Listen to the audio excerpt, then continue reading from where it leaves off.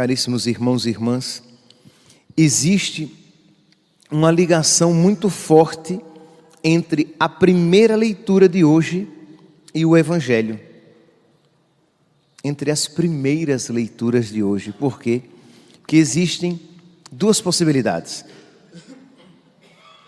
Existe uma mais longa e uma mais curta, mas ambas, no essencial, tratam da mesma questão e se une perfeitamente ao Evangelho que hoje nos é apresentado. A primeira leitura, retirada do profeta Ezequiel, estamos ainda ouvindo e ouviremos durante esta e a próxima semana, ouviremos ainda o profeta Ezequiel. Deus fala por meio do profeta para mostrar que Israel tem sido infiel, tem sido ingrato, mas que Deus é fiel à sua promessa, que Deus não abandonará Israel, não obstante Israel tenha abandonado o seu Senhor. As promessas de Deus são para sempre.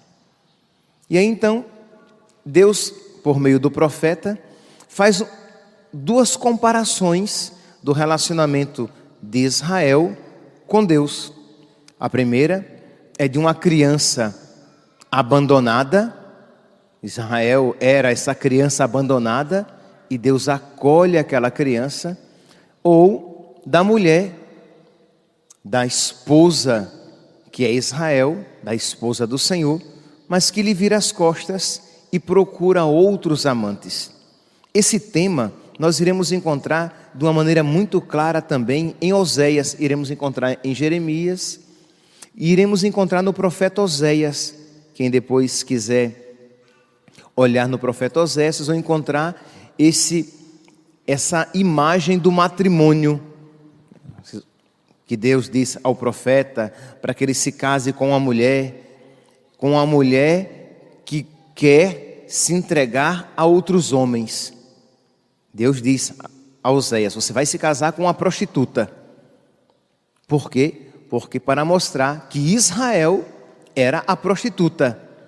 E da mesma maneira que Oséias iria tomar aquela mulher como esposa, Deus estava tomando Israel como sua esposa.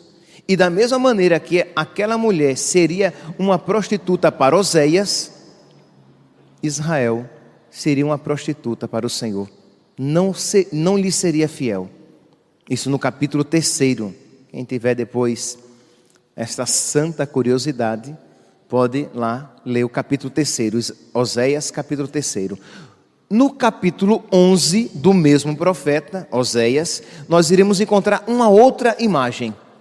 A imagem aqui já é de Israel como uma criança. E Deus diz assim: quando Israel era criança, eu o amei, e do Egito chamei meu filho. Mas quanto mais o chamava, mais de mim ele se afastava. Então a comparação aqui é outra.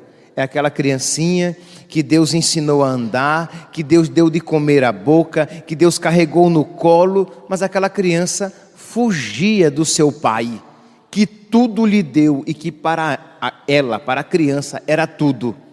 Pois bem, assim era Israel, se comportava dessa maneira. Pois bem, nós iremos encontrar essas duas imagens. Fiz referência aqui ao profeta Oséias, mas voltemos aqui para o profeta Ezequiel. Então Deus diz: filho do homem, denuncia a Jerusalém as suas abominações, dizendo: isto diz o Senhor, Jerusalém, és cananeia de casta e de berço, teu pai era amorreu e tua mãe era heteia, foi assim o teu nascimento. Isto é, dizendo: Israel, você não tem origem, a sua origem é pagã, você não tinha nada, e eu acolhi você. Olha como é que foi o seu nascimento. Quer dizer, Deus está fazendo isso, meus santos, não é para passar na cara, a gente usa essa expressão, né? De passar na cara. Não, Deus não está passando na cara de Israel. Deus está lembrando a Israel a sua maldade, para que Israel não se esqueça do seu amor, do amor de Deus. O quanto Deus amou Israel e o quanto Israel foi infiel a ele. E Deus então começa a dizer: no dia em que nasceste, não te cortaram o umbigo, não te lavaram nem te esfregaram com sal, não te envolveram com faixas, ninguém teve piedade de ti, fazendo-te uma dessas coisas por compaixão, mas te lançaram no campo aberto. Ezequiel aqui faz referência ao costume na época, como as práticas de infanticídio, de se matar as crianças no ventre das mães, ainda não eram tão maldosamente aperfeiçoadas como hoje, tristemente aperfeiçoadas. Como é que se fazia? A mulher que não queria ter criança, ela pegava o seu filho e deixava em qualquer lugar, no meio da rua, para que se alguém quisesse, cuidasse, senão que ela morresse. Que os cachorros, isso aqui não é uma expressão para chocar vocês, não, era assim mesmo, para que os cachorros a comessem, para que ela morresse de fome, para que algum animal a pisoteasse, ou então, se morasse próximo ao campo, era deixada no campo para que ela fosse devorada pelas feras. Era assim que se fazia. E o profeta Ezequiel então faz menção, ele diz: ninguém teve, quando tu nasceste, Israel, ninguém teve compaixão de ti, te lançaram em campo aberto, com nojo de ti, no dia em que nasceste. Mas eu passei do teu lado e disse: vive, e te acolhi. Então Deus mostra aqui a sua bondade, a sua misericórdia, não obstante todo o abandono a que Israel tinha sido colocado. Depois, o mesmo profeta se faz uso de uma outra imagem. Agora, esta criança já está crescida e ela é tomada em casamento. Alguém a toma em casamento. E diz aqui: eu te vesti de bordado, eu te calcei com sandálias de fino couro, eu te incigi com linho e te revesti de seda, eu te enfeitei com joias, pus pulseiras em teus braços, um colar no teu pescoço, pingentes em tuas orelhas, tu brilhavas de ouro e prata, e vestido de linho, seda e bordado, comias flor de farinha, mel e azeite, estavas belíssima e prosperaste mais que uma rainha. Tu te sentiste segura de tua beleza e amparada pela tua fama te prostituíste. Isto é, depois que tu te tornaste grande e bela, buscaste outros amantes. Vocês compreendem aqui? Deus está falando para Israel. Israel, quando disse Henrique, Israel não era nada. Uma naçãozinha desse tamanhinho, um titico de nada. E Deus pegou Israel e fez grande. Israel enriqueceu. Israel tinha o templo de Jerusalém, que as pessoas falavam como uma das grandes maravilhas do mundo. Israel tinha reis sábios que muitas pessoas vinham para conhecer, como no caso de Salomão.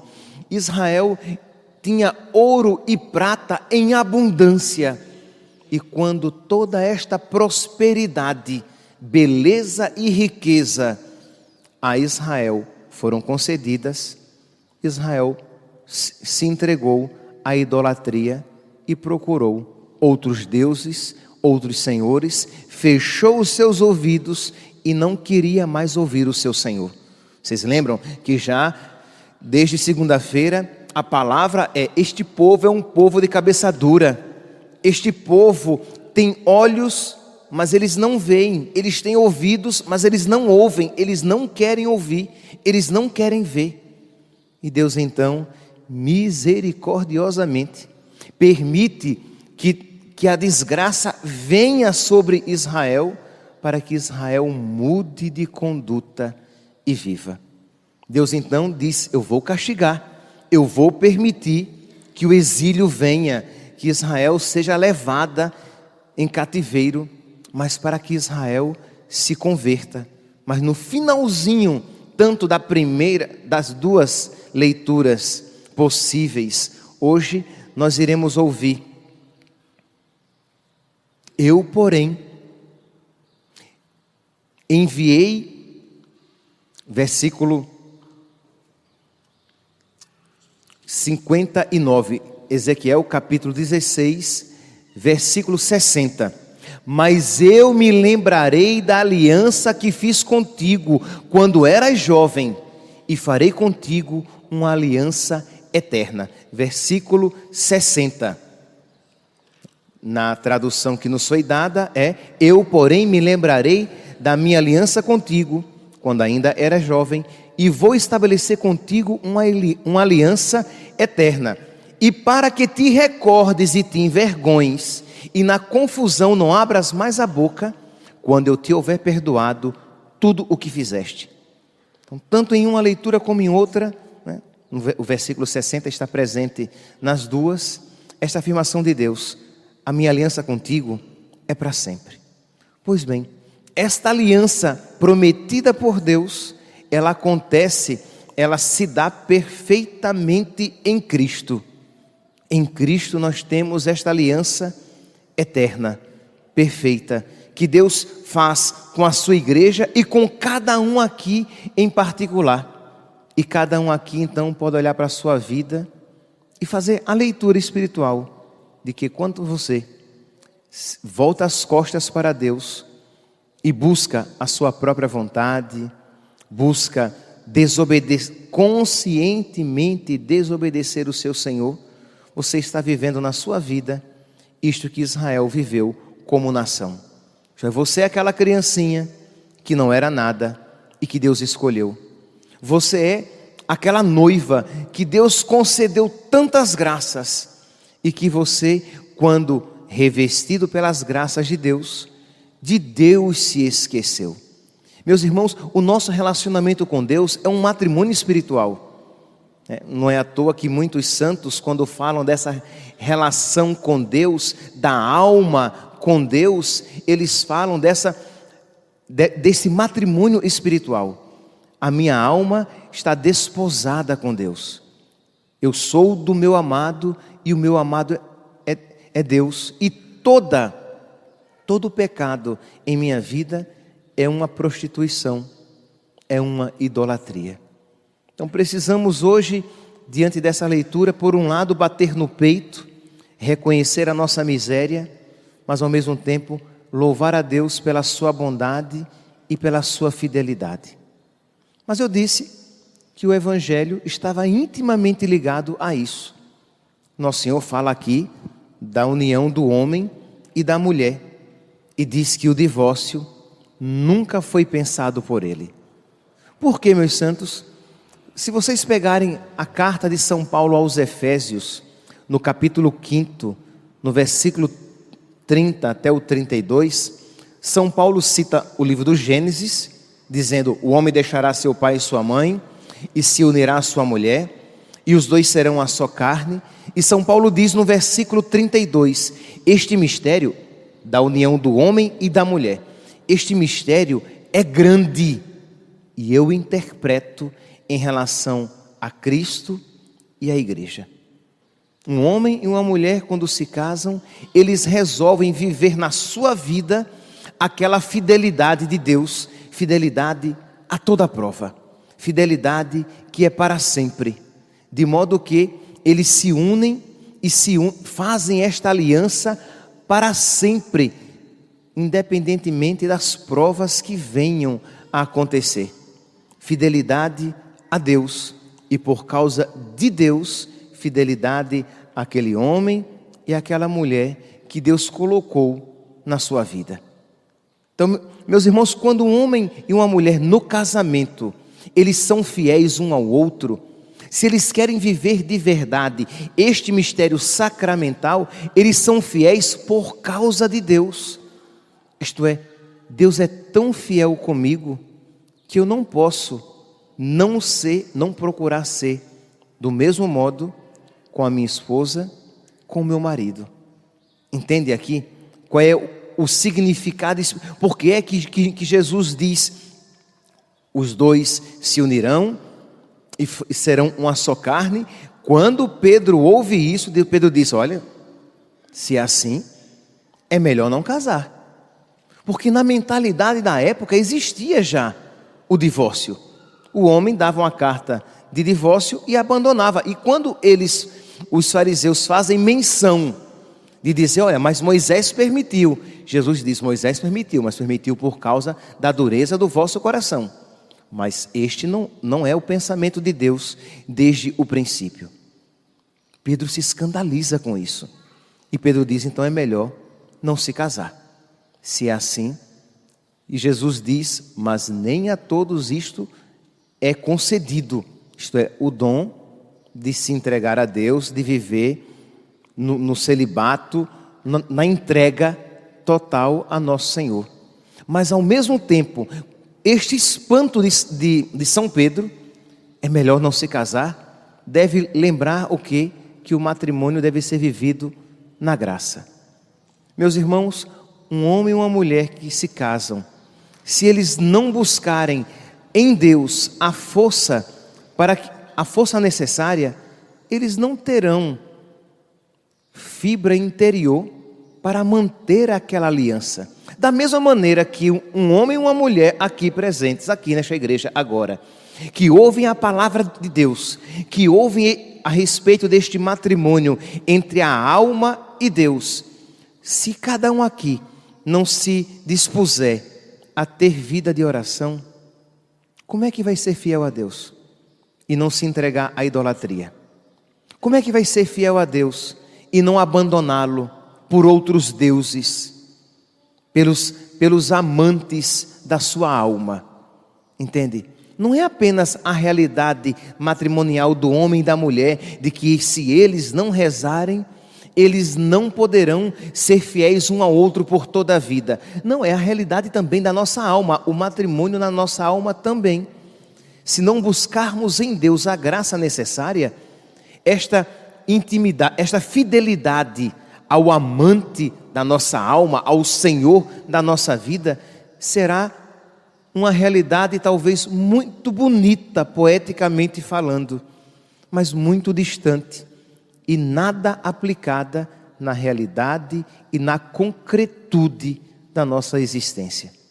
Que hoje, meus santos, nesta Santa Missa, peçamos a Deus que cada um aqui bata no peito, espiritualmente, bata no peito e reconheça que você é fraco, que você é pobre, é cego, é nu, de que se Deus não vier em seu auxílio, você nunca conseguirá viver aquilo que Deus lhe apresenta. Porque se você não tiver consciência de que você está muito aquém do que Deus espera de você, você não vai pedir. Se você não estiver consciente de que você é um idólatra e uma prostituta, que é isso, padre, pelo amor de Deus? Mas é exatamente isso. Você é um idólatra e uma prostituta, isto é, você procura outros deuses e você entrega o seu coração, a sua vida, a outras realidades. Já que existe o matrimônio espiritual entre você e Deus, todo pecado, toda infidelidade é uma prostituição, como todo pecado é idolatria. Então, se você não tiver consciente disso, como é que você vai pedir perdão a Deus? Se você não estiver consciente de que você é doente, de que você necessita da graça de Deus para ser um homem de verdade, uma mulher de verdade, como é que você vai até se confessar quando procurar o sacramento da confissão? E de que idolatrias você estará pedindo perdão a Deus quando você no ato penitencial diz: Senhor, tem de piedade, Cristo tem de piedade, Senhor, tem de piedade? Se nós não tivermos consciência de que somos miseráveis, nós não suplicaremos a Deus a cura de que precisamos. Se nós não tivermos consciência de que somos ingratos, que Deus nos dá tanto, que Deus é tão fiel e que nós fazemos pouco caso do que Ele nos dá e não lhe somos gratos o suficiente, como é que nós iremos dizer: meu Deus, tenha misericórdia de mim, ajude-me, porque eu quero ser santo. Ajude-me, porque eu quero ser fiel a Ti.